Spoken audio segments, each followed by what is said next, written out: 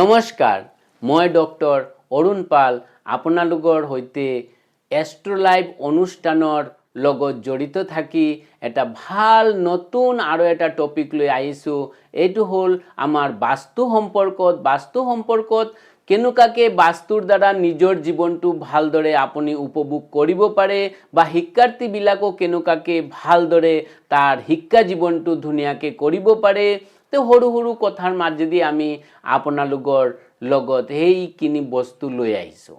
প্ৰথমত হ'ল বাস্তুত আমাৰ 8টা দিক থাকে। এই 8টা দিক হ'ল উত্তৰ, পূৰ্ব, দক্ষিণ, পশ্চিম আৰু 4টা দিক হ'ল ঈশান, অগ্নি, নৈঋত, বায়ু। তো নৰ্মেলি যিখিনি আমাৰ ল'ৰা ছোৱালী পঢ়া শুনাত মানে ভালদৰে আগ্ৰহী আৰু উঠিব বিচাৰে, সেই ল'ৰা ছোৱালীবিলাক যদি অগ্নিকোণ, নৈঋত কোণ বা বায়ু কোণ, তো আমাৰ কোনটো কোণ এভয়েড কৰিব লাগিব? ঈশান কোণটো। ঈশান কোণটো এভয়েড কৰি যদি দেখা যায় অগ্নিকোণ কথাটোৰ অৰ্থ হৈ গ'ল সাউথ ইষ্টত যদি বহি পঢ়া শুনা কৰে, ইষ্টৰ পিনে মুখখন ৰাখি যদি পঢ়া শুনা কৰে, তাৰ কনচেন্ট্ৰেশ্যন পাৰ্টটো খুব ভাল থাকিব। মেক্সিমাম ছোৱালীবোৰ সেই পাৰ্টত পঢ়িলে অত্যন্ত ভাল ৰিজাল্ট কৰিব পাৰে।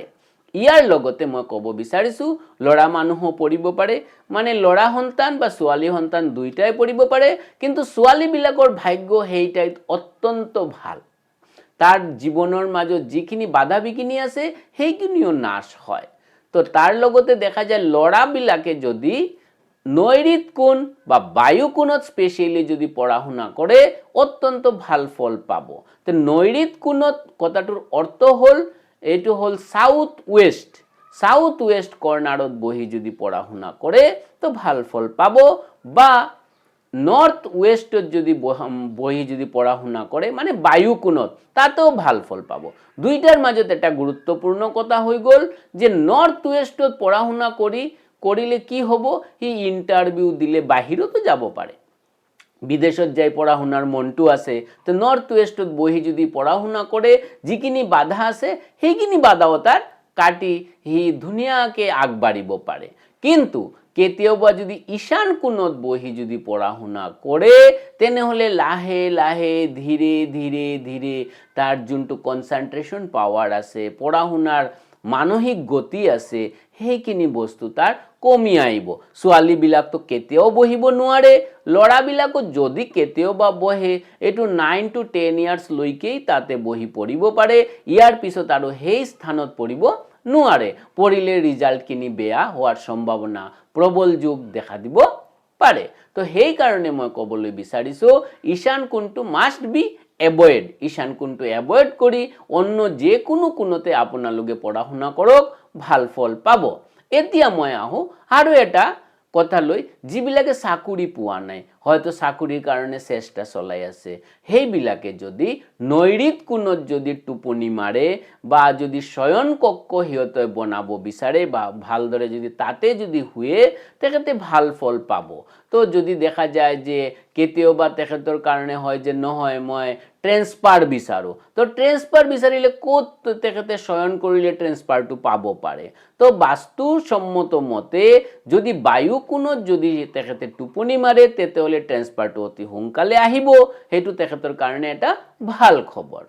ইয়াৰ লগতে মই আৰু এটা টপিক জুৰিবলৈ বিচাৰিছোঁ, যিবিলাকে সন্তান হোৱা নাই, সন্তানৰ কাৰণে বহুদিন যাবত চেষ্টা চলাই আছে কিন্তু সন্তান প্ৰাপ্তিত বিলম্ব হৈ আছে, তেখেতৰ কাৰণে এটা ভাল খবৰ যে তেখেতো বাস্তুসন্মতভাৱেও এটা উপায় কৰিব পাৰে। যদি সাউথ ইষ্টত তেখেতে শয়ন কক্ষ বনাব পাৰে তেনেহ'লে তেখেতৰ সন্তান অতি মানে সোনকালে আহিব আৰু তেখেতৰ টেনশ্যনটো কমি যাব। তেখেতৰ উইদিন 1 yearsৰ ভিতৰতে সন্তান অহাৰ সম্ভাৱনা দেখা দিব পাৰে। যিখিনি বাধা যুগ আছে বাধাখিনি তেখেতৰ নষ্ট হয়। এতিয়া যদি আপুনি দিকখিনি ভালদৰে ধৰিব নোৱাৰে তেনেহ'লে আপোনাৰ সমস্যা হ'ব।